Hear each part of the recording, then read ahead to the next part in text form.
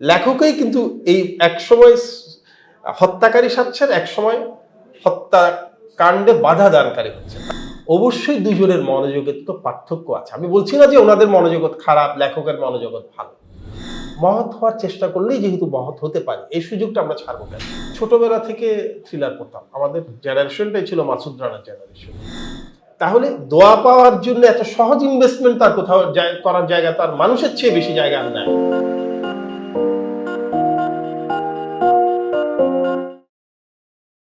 প্রিয় দর্শক, সালামু আলাইকুম। গল্পগ্রাফির নতুন পর্বে সবাইকে স্বাগত জানাচ্ছি। আজকে আমাদের সাথে অতিথি হিসেবে উপস্থিত আছেন একজন অনন্য সাধারণ মানুষ, জনাব বাদল সৈয়দ। সালামু আলাইকুম ভাইয়া, কেমন আছেন? ওয়ালাইকুম সালাম, ভালো আছি। আপনি কেমন আছেন? আমি অনেক ভালো আছি এবং আজকে আপনাকে আমাদের সাথে পেয়ে আমরা যার পরনাই আনন্দিত। ভাইয়াকে যারা চেনেন তারা হয়তো ভাইয়ার অনেক পরিচয় জানেন। পেশাগত পরিচয়ের বাইরেও ভাইয়া জনসেবামূলক অনেক কাজে জড়িত আছেন। কিন্তু আজকে রকমারির এই পরিবেশে আমরা আসলে লেখক বাদল সৈয়দকে নিয়ে আলোচনা করতে চাচ্ছি। ভাইয়া, আমরা আপনার অনেকগুলো পরিচয়ই জানি, যেমন আমি বিশেষ করে পেইড ফরওয়ার্ডের কথা শুনেছি এবং এটার কথা অনেকের মুখেই আসলে শুনেছি। তো আমরা আপনার লেখালেখির জগতে ঢুকে পড়ার আগে যদি আমাদের দর্শকদের জন্য ছোট্ট করে এর কথাটা একটু বলতেন। আসলে পেইড ফরওয়ার্ড বাংলাদেশ হচ্ছে বিপন্ন শিক্ষার্থীদের নিয়ে কাজ করার জন্য একটি প্রতিষ্ঠান। আমাদের এখন প্রায় ৫৯,০০০ মতো সদস্য আছে আমাদের ফেসবুক গ্রুপে, এবং আমরা মাসে প্রায় ২৫ লক্ষ টাকার মতো স্কলারশিপ দিয়ে থাকি।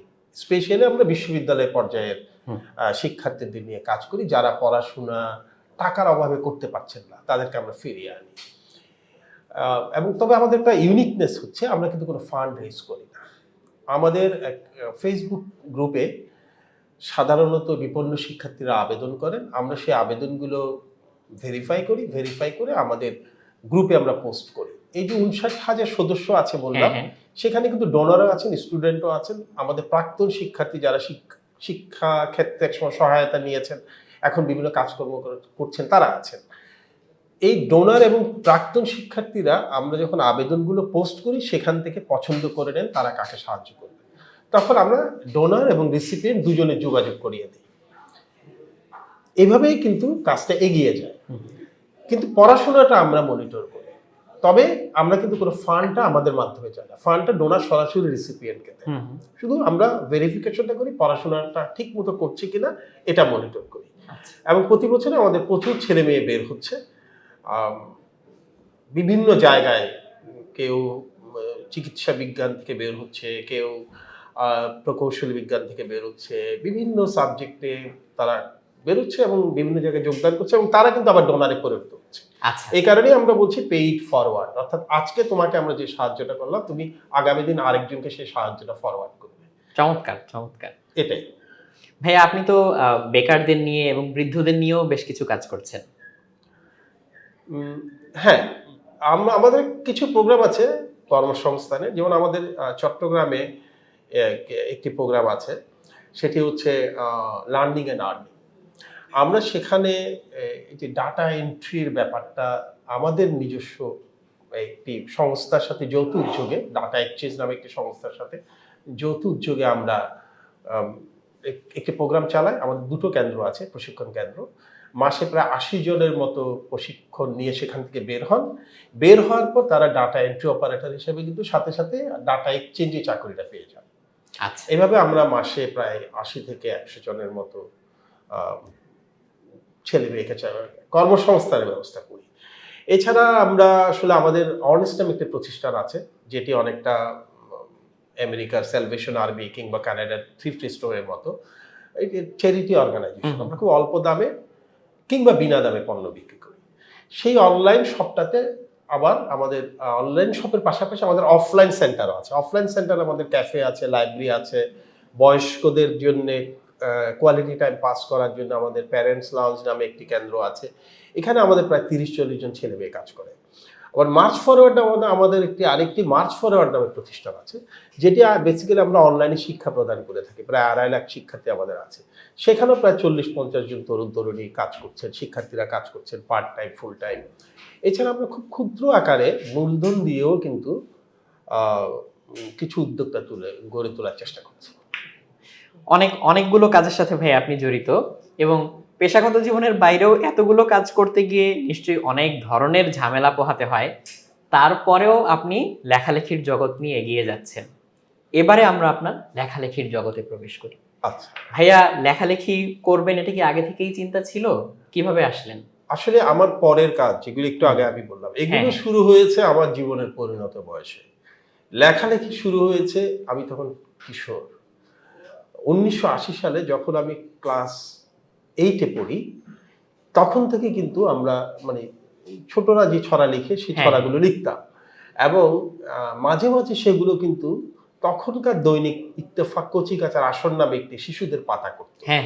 রকুনুজ্জামান খান দাদা ভাই সেটি দেখতেন, সেখানে ছাপা হতো। অর্থাৎ আমার অন্য সব পরিচয় তৈরি হওয়ার আগে কিন্তু আমার লেখক পরিচয় তৈরি হয়েছে। হ্যাঁ, তাই বলতে পারেন যে লেখালেখিটা আসলে আমার রক্তের মধ্যে আছে। একদম কচি তো একদম বালক কিংবা কিশোর এই সন্ধিক্ষণে আমার লেখালেখি জন্ম।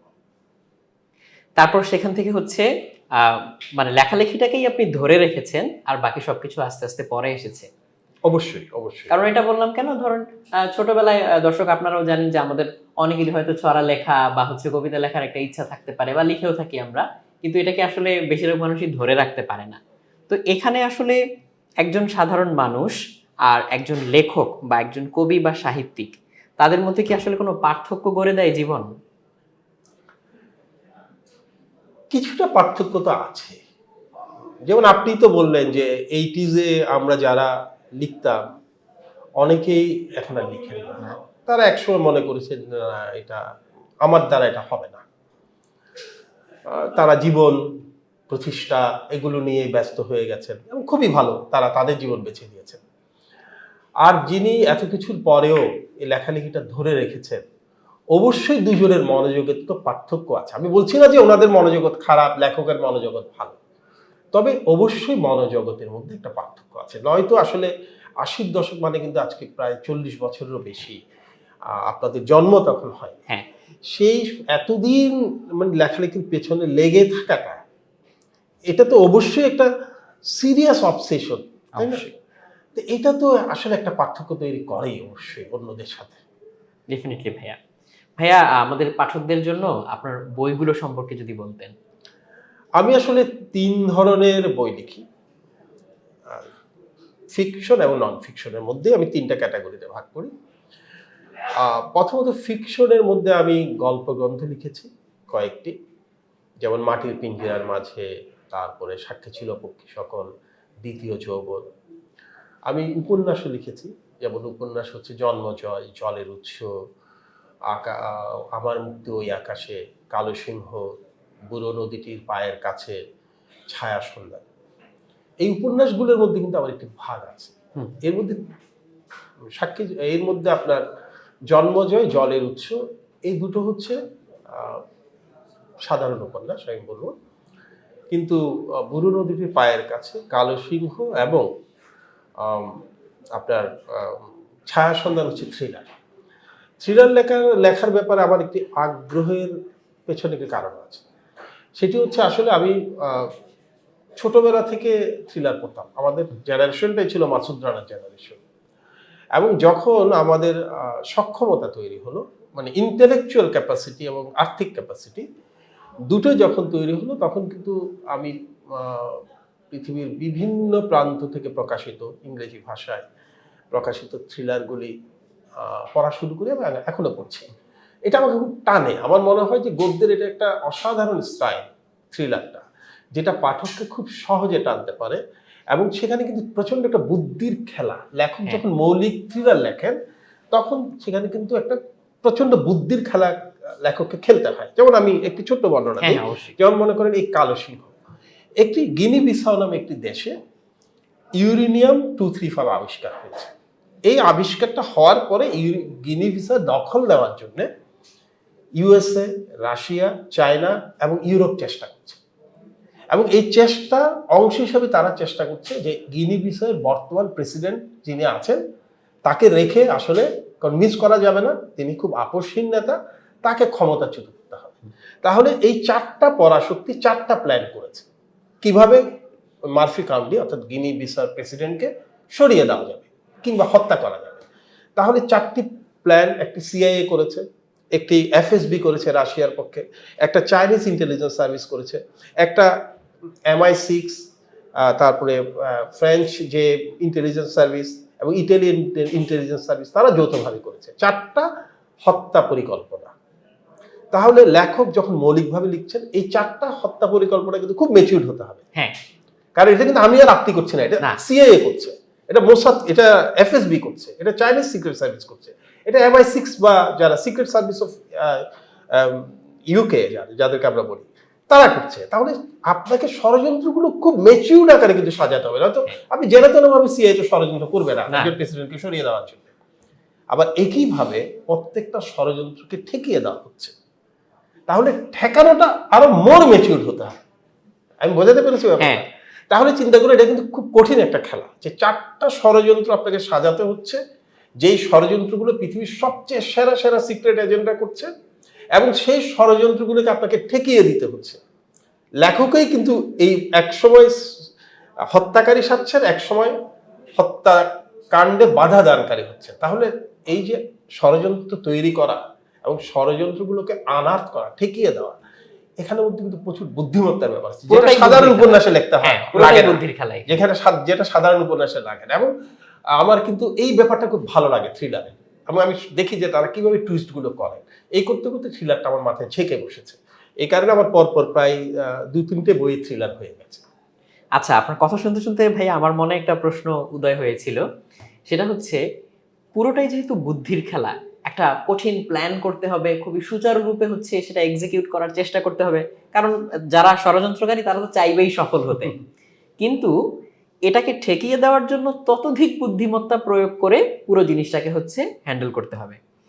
এইরকম বুদ্ধির খেলা খেলতে গিয়ে কখনো কাহিনী কি লেখকের কখনো হচ্ছে চিন্তার বাইরে চলে যায় বা ইন্টেনশনের বাইরে চলে যায়?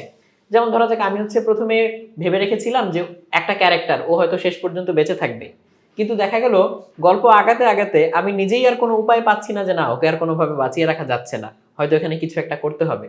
আমি বুঝাতে পেরেছি কিনা আমি জানি না। আমি বুঝাতে পেরেছি, লেখকের পরিকল্পনায় কোনো পরিবর্তন হচ্ছে, বা চরিত্র অঙ্কনে তার কোনো পরিবর্তন হচ্ছে কিনা, বা ঘটনা পরিবর্তিত হয়ে যাচ্ছে কিনা, যেমন একটা সিচুয়েশন লেখকেও নিরুপায়। হ্যাঁ, এটা হতে পারে যে আমি শুরু করলাম একভাবে, যে আমার প্ল্যান ছিল যে আমি ওকে বাঁচিয়ে রাখবো, কিন্তু লিখতে লিখতে এক পর্যায়ে ঘটনাগুলো মানে মোড় নিতে নিতে কিংবা গল্পের স্বার্থে আমাকে এমনভাবে তৈরি করতে হচ্ছে, আমাকে এমনভাবে ব্যাকগ্রাউন্ডগুলো কিংবা প্লটগুলো তৈরি করতে হচ্ছে যে আমি দেখতে পাচ্ছি যে আমার খুব প্রিয় চরিত্রটিকেও আর বাঁচিয়ে রাখা যাচ্ছে না। এটা হয় না যে তা, এটা হয়। তাহলে তো সেখানে হচ্ছে লেখকের আফসোস থেকে যায়, দুঃখ থেকে যায়, বা আক্ষেপ থেকে যায়, বা যেরকম পরিকল্পনা হচ্ছিল সেরকম মতো আসলে নাও আগাতে পারে জিনিসটা। হ্যাঁ, প্রথমে এক ধরনের পরিকল্পনা থাকে, শেষে গিয়ে কিছুটা পরিবর্তিত হতেও পারে। আমার এই বইয়ের ক্ষেত্রে তা হয়েছে, কালো সিংহের ক্ষেত্রে তা হয়েছে। ভাইয়া, আপনার প্রিয় লেখক কারা? আমার প্রিয় লেখক, আমার বাংলাদেশে আমার শাহাদুজ্জামান খুব প্রিয়। হ্যাঁ, তারপরে যদি আপনি ফিকশনের কথা বাদ দেন, আহমেদ ছফা আমার খুব প্রিয়। তারপরে প্রশান্ত মৃধা আছেন সিলেটের, ওনার লেখা আমার খুব ভালো লাগে। বিশ্বজিৎ চৌধুরীর লেখা ভালো লাগে। এর বাইরে আমার পাওলো কোয়েলহো, তার লেখা খুব ভালো লাগে। তারপরে ফ্রেডেরিক ফোর্সিথ নামে একজন থ্রিলার লেখক আছেন, এজ এ কুইনিল নামে একজন আছেন, এদের লেখা আমার খুব ভালো লাগে। জন গ্রিশাম খুব ভালো লাগে। একটি কথা বলে রেখে, আমি কিন্তু সাহিত্যের বাইরে প্রচুর বায়োগ্রাফি, নন ফিকশন, অটোবায়োগ্রাফি পড়ি, এবং ওটা আবার এখনো কিন্তু ওটা আমার সবচেয়ে প্রিয় সেগমেন্ট অফ মাই রিডিং। সেখানে আমার, যদি আপনি বায়োগ্রাফি তো অটোবায়োগ্রাফি তো নিজেই লিখবেন, সো সেটাতে লেখক পছন্দ হওয়ার খুব বেশি ব্যাপার নেই। হ্যাঁ, ওয়াল্টার আইজাকসন যদি আপনি বায়োগ্রাফির ক্ষেত্রে, তাকে আমার খুব ভালো লাগে, যিনি স্টিভ জবসকে নিয়ে লিখেছেন, আইনস্টাইনকে নিয়ে লিখেছেন, বেঞ্জামিন ফ্র্যাঙ্কলিন নিয়ে লিখেছেন, তাকে খুব ভালো লাগে। আপাতত আবার এই নামগুলো মনে পড়ছে। আর ভাইয়া, যখন হচ্ছে একটা গল্প আপনি লিখেন, বিশেষ করে থ্রিলার, এখানে তো অনেক টুইস্ট থাকে, অনেক বুদ্ধির খেলা থাকে। তো এই আইডিয়াগুলো বা হচ্ছে এই গল্পগুলো মাথায় আসে কিভাবে? কারণ জোর করে তো এই আইডিয়া আনা যাবে না, বা ডেলিবারেটলি কি আসলে আইডিয়া আনা সম্ভব? মানে প্রসেসটা কি? আসলে ডেলিভারিটলি আইডিয়া আসা একটু কঠিন, অন্ততপক্ষে আমার আমার আমার একটু কম আসে। মানে আমি চিন্তা করলাম যে আমি একটা গল্প লিখবো, গল্পটা ছকে ছকে ছকে ছকে হুম, হুম, সাজিয়ে তারপরে সেটা না, দেখা যায় যে আইডিয়াটা হঠাৎ করে আসে। যেমন আমি একটি ঘটনা বলি, সেটি হচ্ছে আমার একটি বই আছে, এটির নাম হচ্ছে আমার মুক্তি ওই আকাশে। এই গল্পের প্লটটা আসছে অদ্ভুতভাবে। গল্পটি আসলে একটু অন্য ধরনের, আমি পরে বলছি। সেটি হচ্ছে আমি ২০১৭ সালে আমেরিকার নর্থ ডাকোটাতে আমার এক বন্ধুকে দেখতে চাই। দেখতে যাওয়ার কারণ হচ্ছে আমার বন্ধুটির একমাত্র পুত্র ১৭ বছর বয়সে রোড অ্যাক্সিডেন্টে মারা গেছে।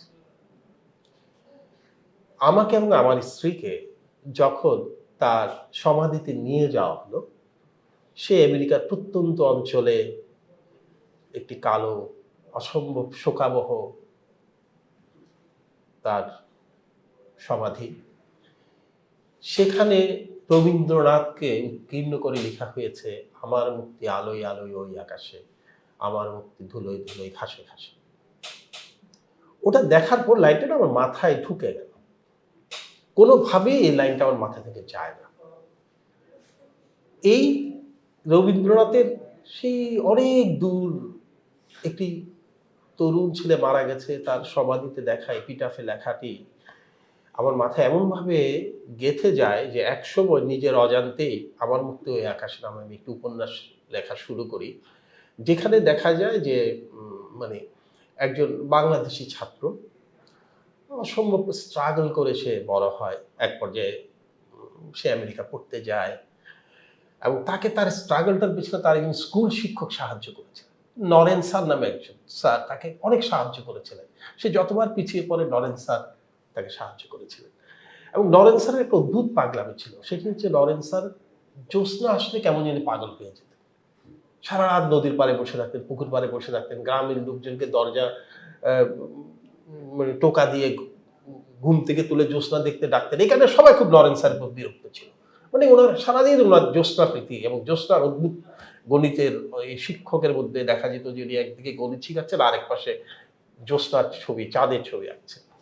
তা আবার এই ছেলেটি যখন তার ছাত্রটি যখন আমেরিকায় পড়তে যায় এবং পড়ার শেষে সে একটি যুগান্তকারী আবিষ্কার করে।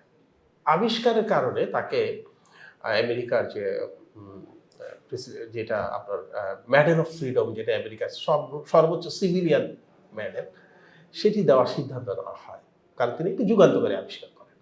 তখন ছেলেটি একটি শর্ত দেয় যে এই পুরস্কারটি তিনি তখন নেবেন যদি তার ওই শিক্ষক কিন্তু এর আগে মারা যান, এবং তার যে দেহবর্ষ সেটা কিন্তু সে কিছুটা রেখে দিয়েছিল একটি ছোট বোতলে। সে শর্ত দেয় যদি তার ওই শিক্ষকের যে ছাইবর্ষ রয়েছে সেটি স্পেশাল ক্যাপসুলে করে মহাকাশ যানের মাধ্যমে চাঁদে সমাহিত করার ব্যবস্থা করা হয়। তো এতে সবাই খুব অবজেকশন দেয়, এটা কিভাবে সম্ভব। তখন তিনি উদাহরণ দেন যে একজন বিজ্ঞানী আইজিন সুবেখা, যিনি প্রথম অ্যাপোলো 11-এর নভোচারী হওয়ার কথা ছিল, শারীরিক কারণে হতে পারেননি, কিন্তু কন্ট্রোল রুমে তিনি ছিলেন কন্ট্রোলার।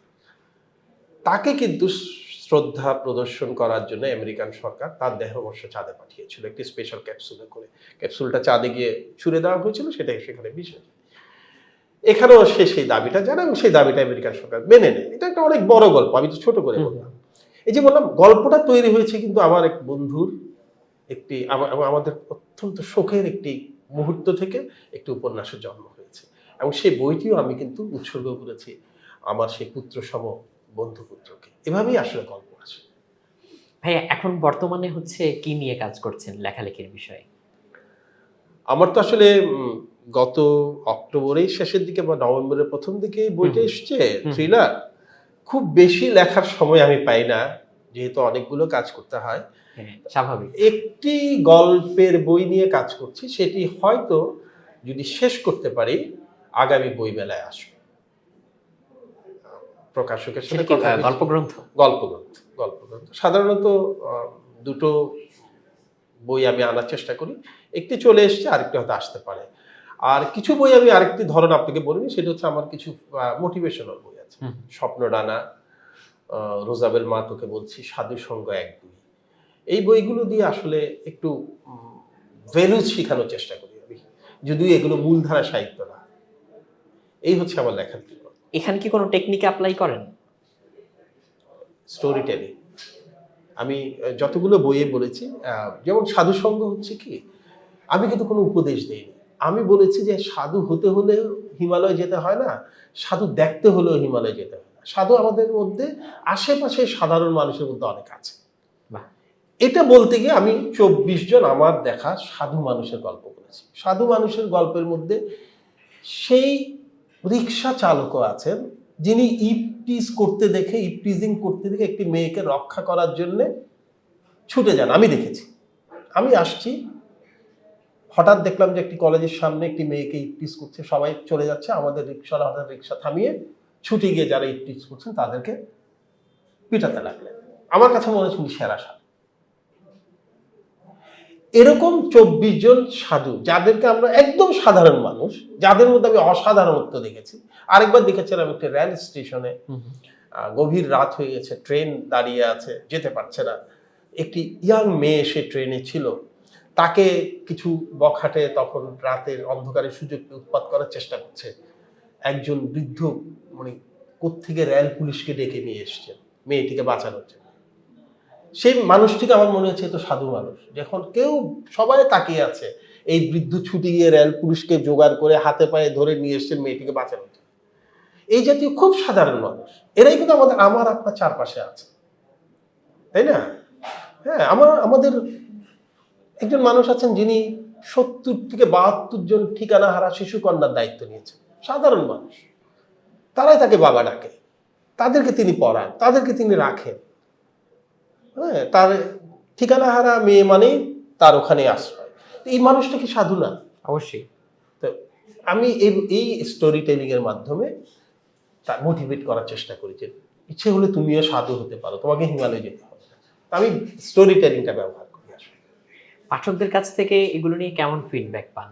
এখান থেকে কি কোনো হচ্ছে মানে যেগুলো আপনার মোটিভেশনাল স্টোরি বা হচ্ছে রাইটিং বা যে কাজগুলো আপনি করেন সেটাতে নিশ্চয়ই অনেকে ইন্সপায়ার্ড হয় এবং সেখান থেকে যে ফিডব্যাকগুলো আপনার কাছে আসে সেটা থেকে আপনিও ইন্সপায়ার্ড হন? ফিডব্যাক আমি লুপের মতো কাজ করে? ডেফিনেটলি হই, কারণ বিশেষ করে আমার সাধু সঙ্গ, স্বপ্নদান এবং মা রোজাবেল তোকে বলছি, কিন্তু বাংলাদেশের বিচারে প্রকাশকের আমাকে যে বিবরণ দিয়েছেন সেটা অনুযায়ী প্রচুর বিক্রি হয়েছে।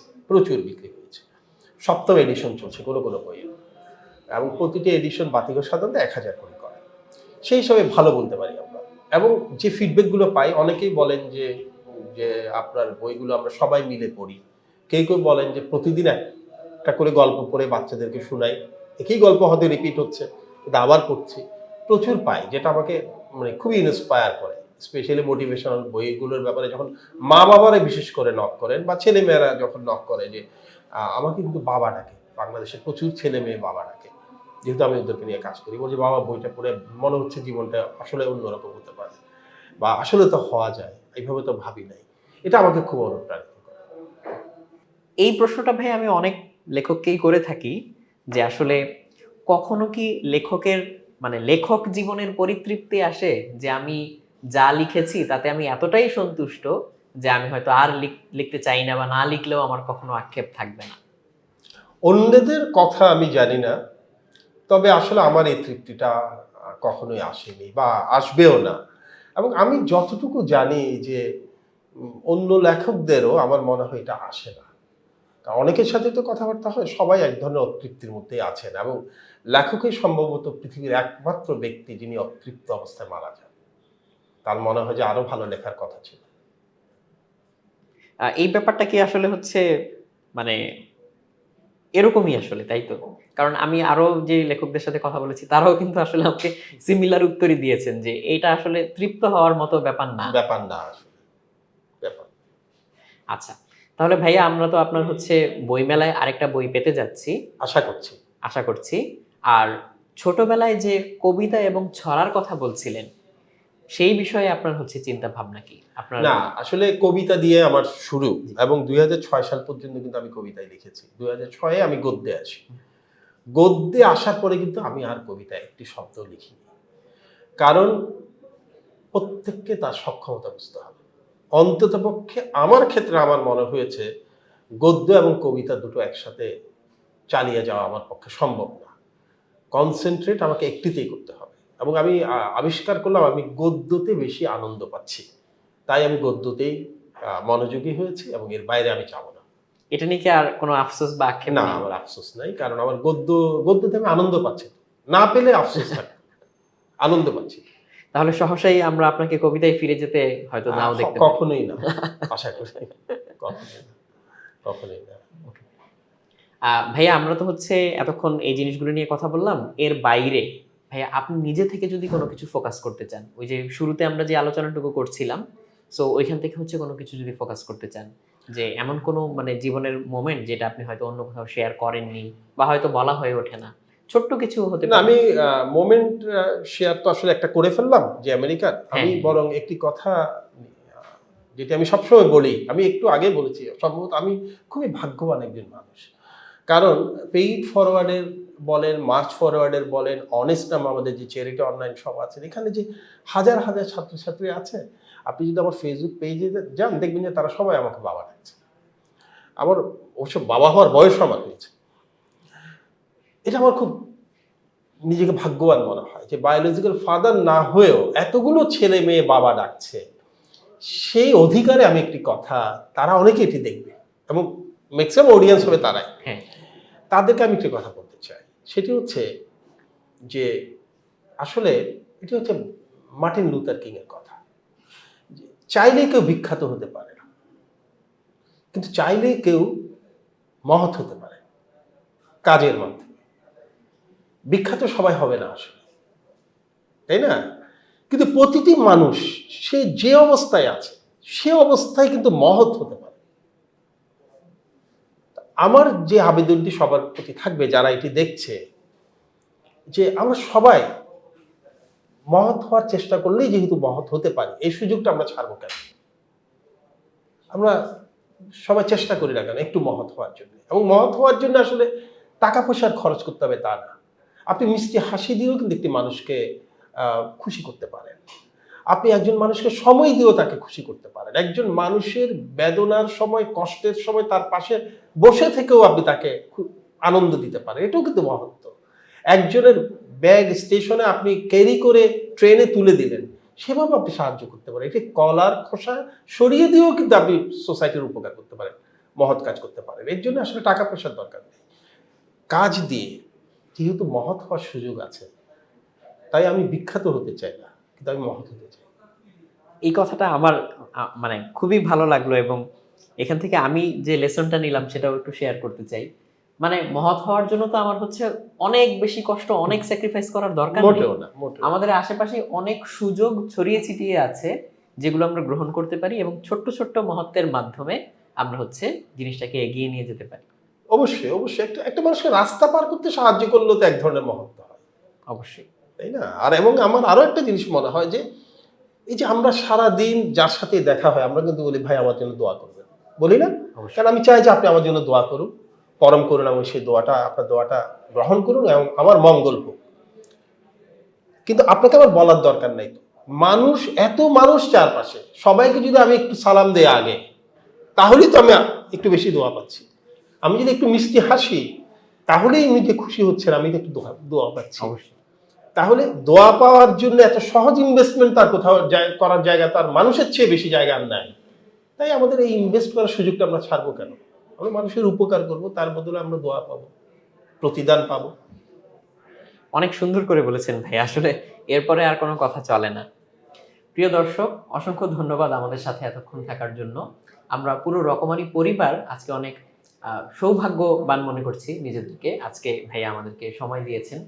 এবং পার্সোনালি আমি আহ, খুব লাকি ফিল করছি এবং হ্যাপি ফিল করছি, লাকির চেয়েও হ্যাপি ফিল করছি আজকে আপনার সাথে এই মোমেন্টটুকু শেয়ার করতে পারার জন্য। আমার নিজের অনেক ভালো লাগছে। আমারও খুব ভালো লেগেছে আপনার সাথে আলাপ করে। আমি অনেক খোলামেলা আলোচনা করলাম। খুব ভালো লেগেছে এবং রকমারি টিমকেও আমার খুব ভালো লেগেছে। আপনাদেরকে অনেক ধন্যবাদ আমাকে আমন্ত্রণ জানানোর জন্য। আপনাকেও অনেক ধন্যবাদ ভাইয়া। আশা করি আমরা সামনেও আপনাকে আমাদের সাথে পাবো। আমরা আরো এরকম খোলামেলা আলোচনা করতে চাই এবং সবার মাঝে হচ্ছে পজিটিভিটিটাকেই ছড়িয়ে দিতে চাই। প্রিয় দর্শক, সবার কাছ থেকে আমরা আজকে বিদায় নিয়ে নিচ্ছি। সবাই ভালো থাকবেন, সুস্থ থাকবেন। আসসালামু আলাইকুম।